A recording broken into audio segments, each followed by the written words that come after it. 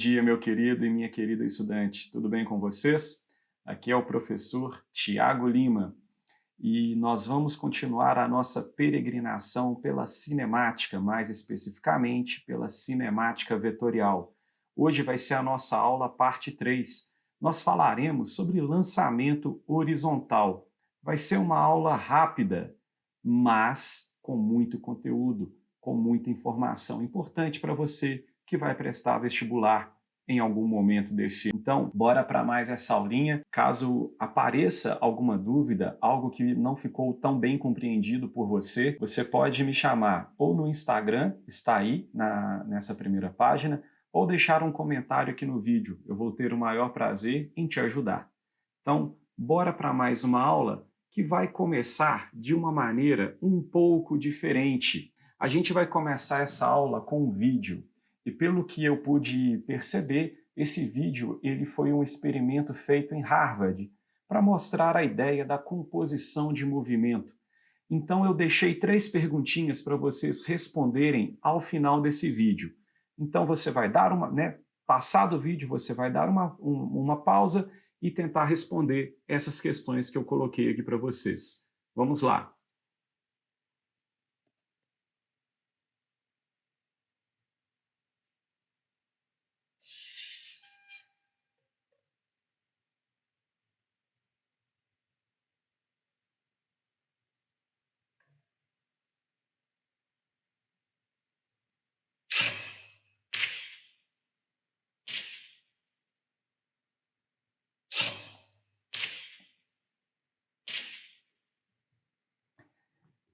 E aí, meu caro estudante, minha querida estudante? Será que você conseguiu perceber o que está acontecendo nesse vídeo? Então vamos lá. A trajetória das esferas, elas foram iguais? Descreva e desenhe em seu caderno. Deixa eu pausar o meu vídeo mais ou menos aqui. Não, um pouco antes. Veja bem, nós temos 2 esferas. Eu vou chamar essa esfera do lado esquerdo de esfera 1 e essa esfera do lado direito vai ser a minha esfera 2. A nossa esfera 1, ela simplesmente caiu numa trajetória vertical. Então a trajetória que nós observamos a esfera 1 cair foi essa. Ela caiu verticalmente para baixo. Já a nossa esfera 2, ela foi empurrada para a direita. E quando ela perde o contato aqui com o suporte, ela descreve uma trajetória que, aos nossos olhos, no nosso referencial, é próximo de uma trajetória parabólica. Ou seja, as trajetórias das esferas elas não foram iguais. Nós tivemos uma trajetória retilínea e para baixo, e uma outra trajetória que foi parabólica. Está aí desenhado no nosso próprio vídeo. Qual esfera percorreu a maior distância durante o movimento? Bem, uma curva como essa é maior do que uma reta como a da primeira esfera. Então nós já sabemos que foi a nossa esfera 2 que percorreu uma maior distância. Agora, o movimento das esferas ele começou no mesmo instante. Qual delas tocou o chão primeiro? Vamos repetir aqui para você não ter dúvidas. Olha só.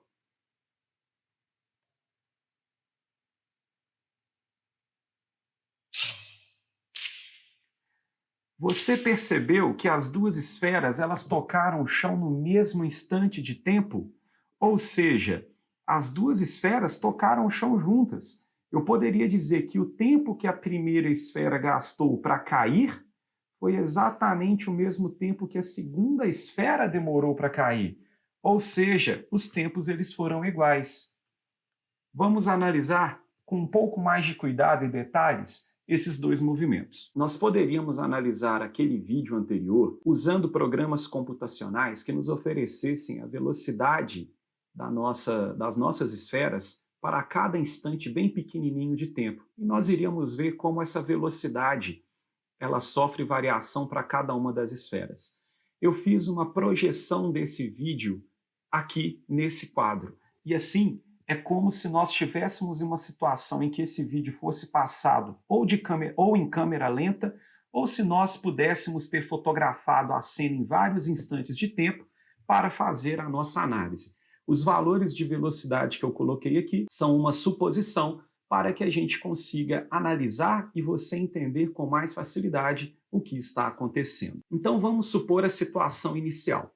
Eu tenho a esfera 1, que simplesmente vai ser abandonada daquele nosso suporte, e nós temos a esfera 2, que ela não foi abandonada, ela foi lançada horizontalmente.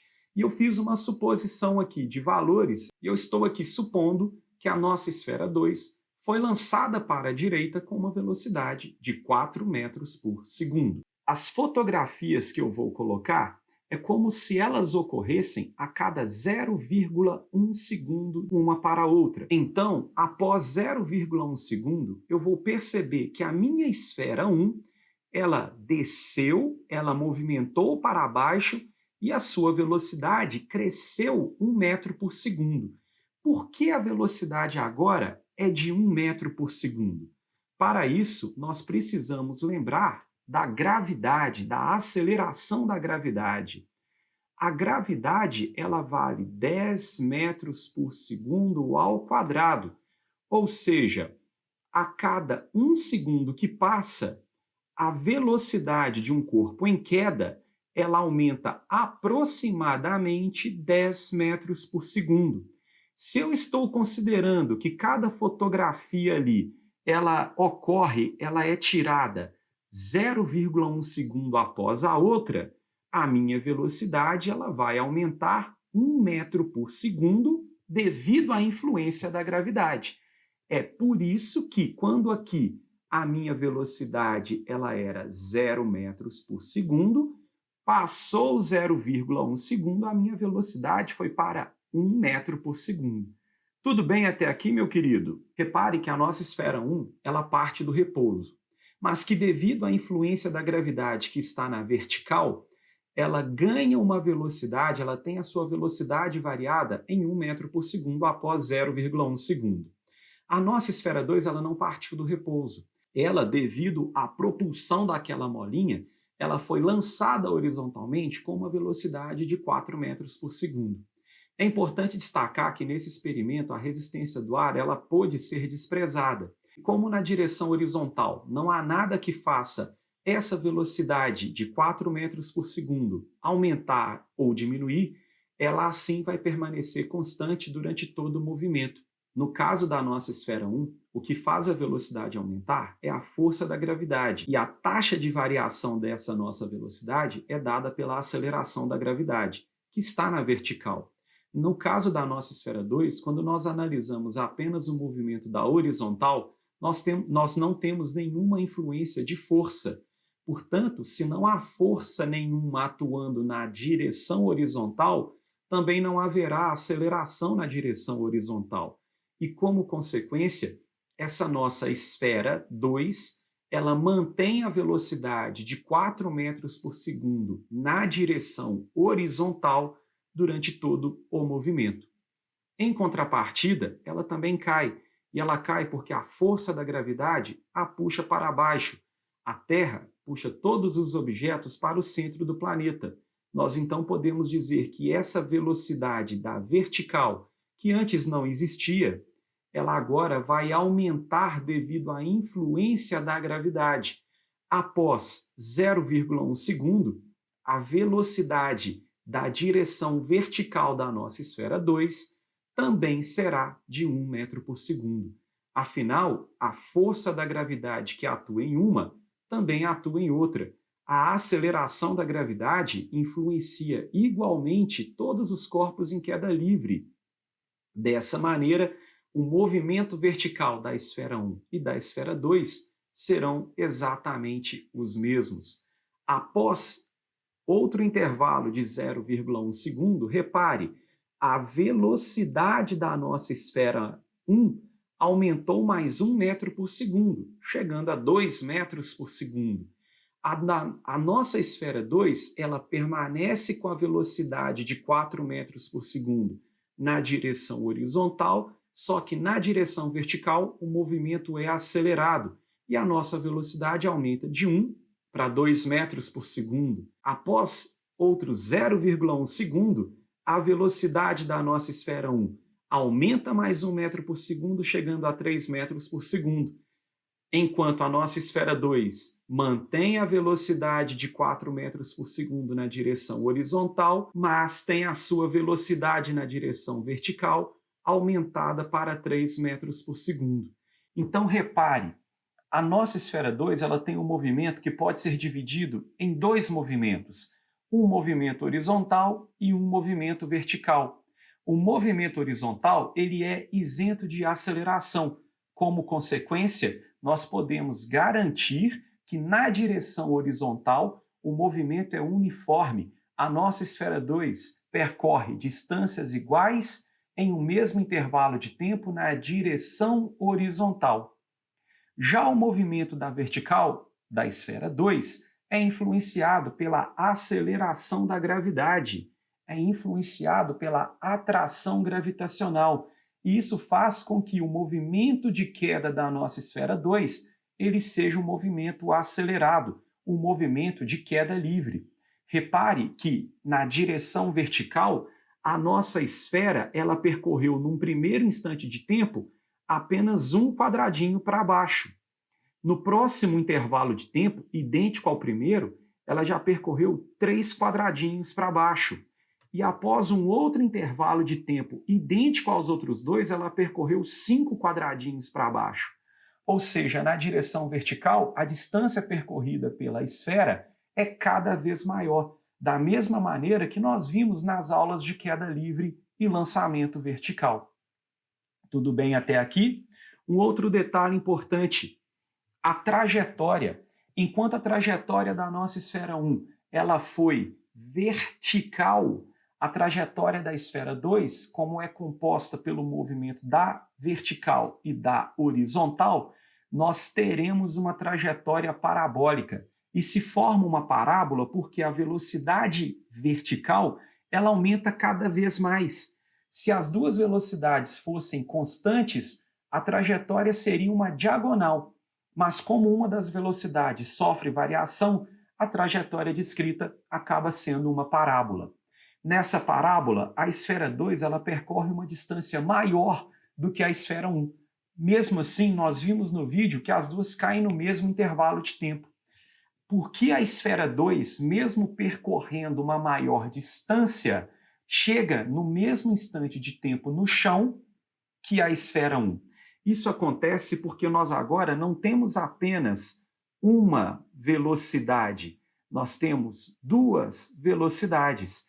E se nós somarmos vetorialmente, eu vou fazer aqui com a minha caneta azul, se nós somarmos vetorialmente a velocidade da horizontal com essa velocidade aqui da vertical, nós vamos encontrar o nosso vetor resultante. E esse vetor resultante, meu querido estudante, ele vai ser igual a 4 ao quadrado mais 3 ao quadrado. Afinal, nós temos aqui um triângulo retângulo.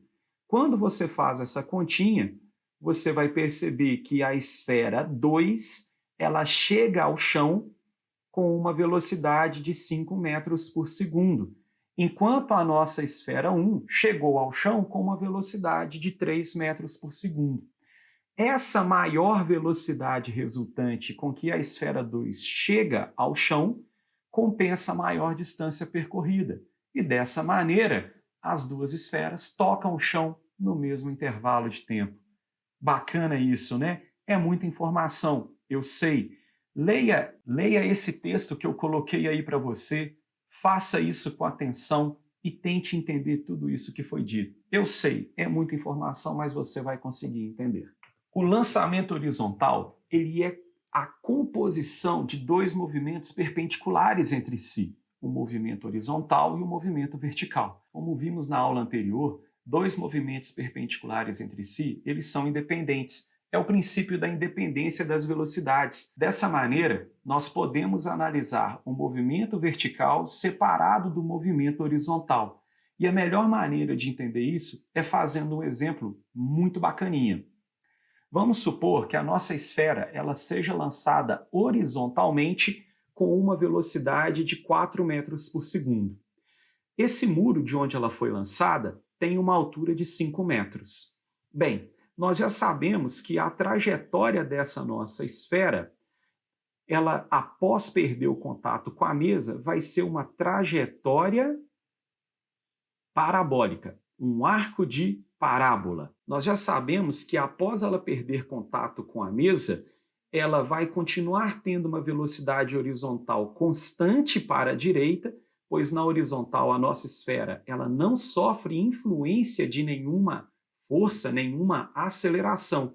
É essa velocidade da horizontal, que vale 4 metros por segundo durante todo o movimento, que será responsável pelo deslocamento horizontal da nossa esfera. Então, veja bem, nós vamos analisar cada movimento separadamente um do outro. Então, quando eu quiser analisar, por exemplo, o deslocamento horizontal da minha esfera, eu vou precisar apenas da velocidade da horizontal, que permanece constante durante todo o intervalo de tempo. O movimento horizontal ele é um movimento uniforme, lembre-se disso. Já na vertical, nós vamos ter uma velocidade que começa valendo zero, mas que, à medida que o tempo passa, ela vai aumentando. Ó. Repare, ela aumentou um pouquinho, ela aumentou mais um pouco, ela aqui já está bem maior. É essa velocidade da vertical que é responsável por fazer com que a nossa esfera percorra essa distância que eu estou chamando de h, que no caso vale 5 metros. Nós sabemos dos nossos estudos de movimento retilíneo uniforme que a equação do deslocamento vai ser velocidade vezes tempo. No caso, o nosso deslocamento é apenas o deslocamento na horizontal, é o nosso ΔSx. E a nossa velocidade vai ser apenas a velocidade da horizontal, que eu chamarei de Vx. Vx é apenas a velocidade que aponta na direção horizontal, para a direita, e que vale 4 metros por segundo. No nosso movimento vertical, nós temos um movimento que está submetido à aceleração da gravidade. E a aceleração da gravidade vai fazer com que ele caia em queda livre. Nós teremos um movimento uniformemente variado. No nosso movimento vertical, nós podemos dizer que a esfera começa com uma velocidade na vertical que é zero. A aceleração, ou seja, a taxa com que a minha velocidade na vertical vai variar, é igual à aceleração da gravidade. E o deslocamento na direção vertical corresponde a h, a altura do nosso muro. Dessa maneira, eu posso usar a equação ΔS na direção vertical é igual à velocidade inicial vezes o tempo, mais aceleração vezes o tempo ao quadrado sobre 2. Porém, veja com muita atenção, eu não estou usando qualquer ΔS, eu estou usando o ΔS na direção vertical. Eu estou analisando os dois movimentos separadamente. Então, o nosso ΔS corresponde a hzão. A nossa velocidade inicial na direção vertical é zero. E a nossa aceleração é a aceleração da gravidade. Dessa forma, 0 vezes t é zero. E aí nós chegamos numa equação muito importante para o movimento horizontal. Hzão, a altura que essa esfera vai percorrer à medida que cai, é igual à aceleração da gravidade vezes o tempo ao quadrado sobre 2. Se você assistiu à nossa aula de queda livre e lançamento vertical, você vai se lembrar que eu sempre falo sobre direcionar, colocar o sentido, a referência do nosso movimento. E quando os nossos objetos eles têm somente o movimento de queda, eu gosto de atribuir que tudo que aponta para baixo é positivo e tudo que aponta para cima é negativo. Nesse nosso exemplo, nós só temos grandezas que estão apontando para baixo, quando analiso somente o movimento vertical. Por isso, eu considerei que a minha aceleração da gravidade é positiva, assim como o deslocamento também para baixo foi positivo. Tudo bem? Meus queridos, vocês devem ter percebido que nas duas equações aparecem a grandeza tempo. É muito importante que você perceba que, apesar de nós termos a grandeza tempo na equação do movimento horizontal e na equação do movimento vertical, é o movimento vertical, é a altura que determina por quanto tempo essa bolinha estará em movimento. Dessa maneira, se eu abandono a minha esfera de uma altura de 5 metros, o tempo é influenciado apenas por essa altura de 5 metros e não será influenciado pela velocidade da horizontal ou pela distância que ela vai percorrer horizontalmente. Nós vamos fazer isso no nosso exemplo. De uma maneira geral, toda vez que nós temos um lançamento horizontal, é através da equação da altura que nós vamos descobrir o tempo do movimento. E, através desse fator tempo, nós voltamos nas equações do movimento horizontal para descobrir outras grandezas. Vamos pegar, portanto, os nossos valores. A nossa velocidade horizontal, o nosso Vx, ele vale 4 metros por segundo. E nós sabemos que a nossa esfera ela vai cair por uma altura de 5 metros. Analisando primeiro o nosso movimento vertical, nós temos que a altura que essa esfera vai cair, o deslocamento vertical dela, é igual à gravidade vezes o tempo ao quadrado sobre 2. Nós temos a altura, ela vale 5 metros. Nós temos a gravidade da Terra, ela vale aproximadamente 10 metros por segundo ao quadrado. Substituindo os valores, nós vamos ter essa equação. 5 é igual a 10t ao quadrado sobre 2. O 2 passa para cá multiplicando 10, nós vamos ter que tempo ao quadrado é igual a 1. Ou seja, o tempo de queda dessa nossa esfera é igual a 1 segundo. Repare, nós não precisamos usar o Vx para calcular o tempo dessa queda. Vx poderia ser 4, poderia ser 8, poderia ser 10. Se a nossa esfera ela é lançada horizontalmente de uma altura de 5 metros, ela vai cair durante 1 segundo, independente da velocidade horizontal que ela possui. O nosso movimento horizontal ele é um movimento uniforme, sem aceleração, tanto que a nossa velocidade na direção horizontal ela permanece valendo 4 metros por segundo o tempo todo. Sendo um movimento uniforme, o deslocamento na direção horizontal é a velocidade constante da horizontal vezes o tempo da queda, que nós calculamos aqui. Ele vale 1 segundo. Substituindo Vx por 4 e o tempo por 1, nós vamos descobrir que a distância horizontal que essa nossa esfera percorre, ela é igual a 4 metros. Eu ainda poderia descobrir mais algumas coisas a respeito do movimento vertical. Por exemplo, o Vy. Com que velocidade a nossa esfera ela vai chegar aqui no chão? Porque ela chega com uma velocidade de 4 metros por segundo na direção horizontal. Nós ainda não sabemos a velocidade que ela chega na direção vertical. Eu vou voltar no movimento vertical para fazer mais essa descoberta. No movimento vertical, a velocidade ela aumenta 10 metros por segundo a cada 1 segundo. É importante que você note que essa velocidade inicial que eu estou colocando aqui na minha fórmula é a velocidade inicial no eixo Y. E essa velocidade inicial, logo que a nossa esfera ela perde o contato com a mesa, ela é igual a zero. Você só tem velocidade na horizontal. Se houvesse velocidade na vertical, seja para cima, seja para baixo, esse lançamento não seria um lançamento horizontal, mas um lançamento oblíquo, tema da nossa próxima aula. Dessa maneira, Vy, que é a velocidade com que a nossa esfera vai chegar no chão na direção vertical, é igual a V0y mais a gravidade vezes o tempo.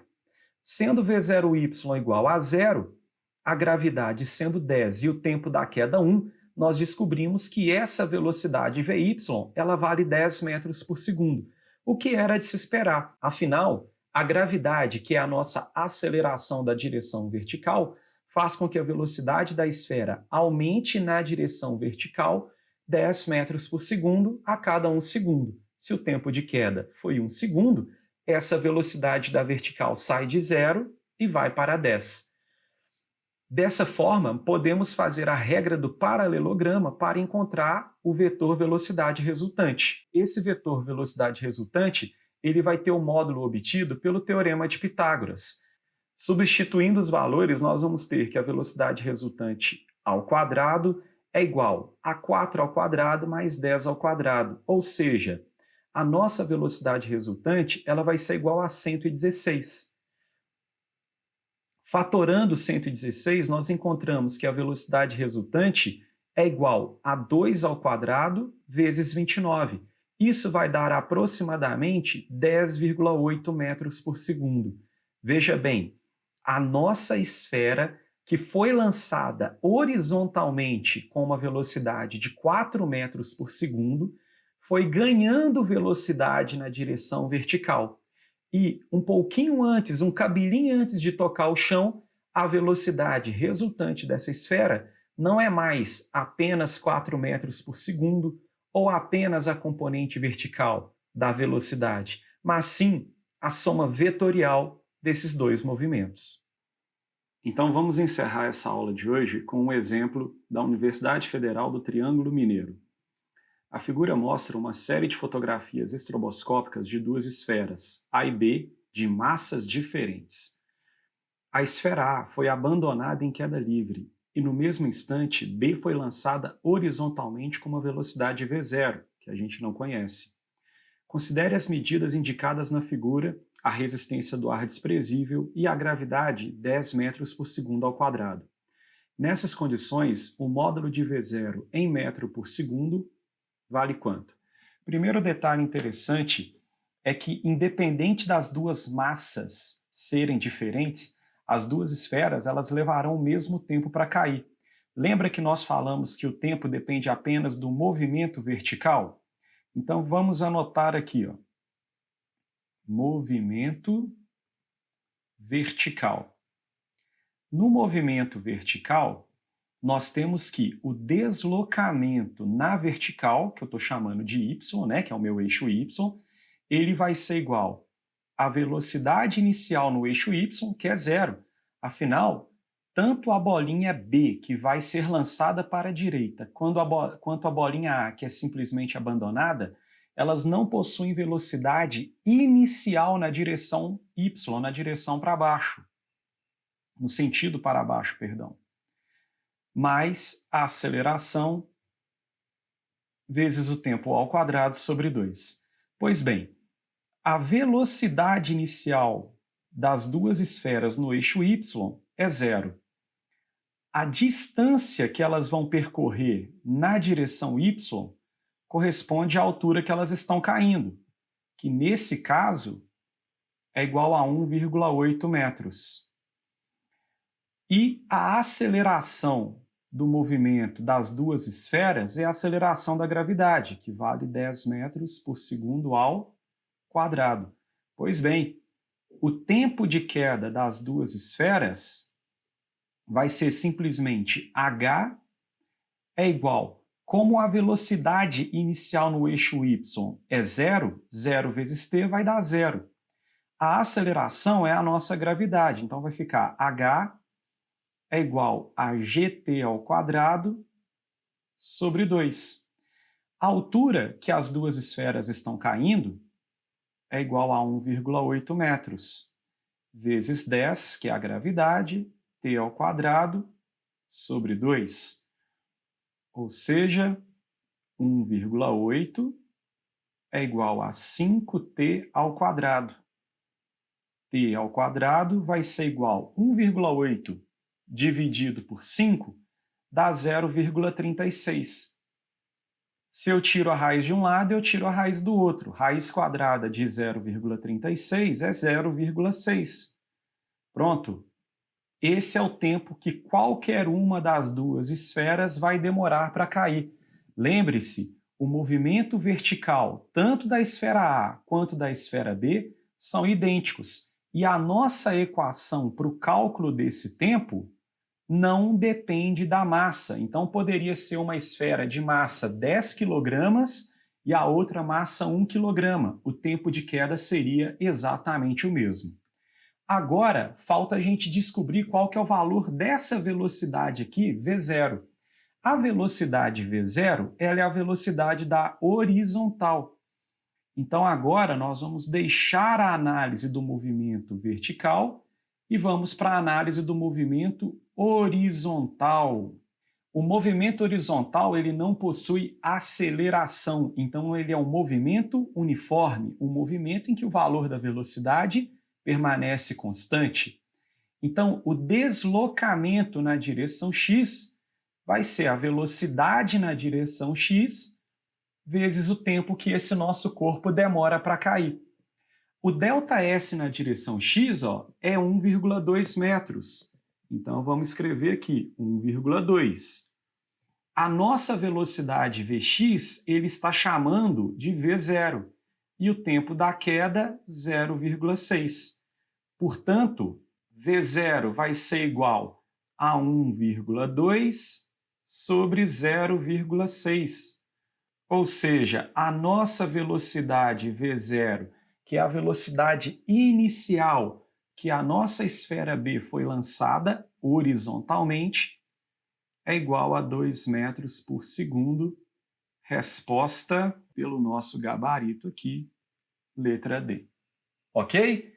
É isso aí, galera. Eu espero que esse exemplo e todo o conteúdo da aula tenha sido de bom proveito para vocês. Qualquer dúvida que você tiver, me chame no Instagram, me chame nos comentários aqui, que eu leio todos e faço questão de responder. Um grande abraço, fiquem bem, mantenham-se saudáveis, né, você e toda a sua família. Um grande abraço e até a nossa próxima aula. Tchau, tchau.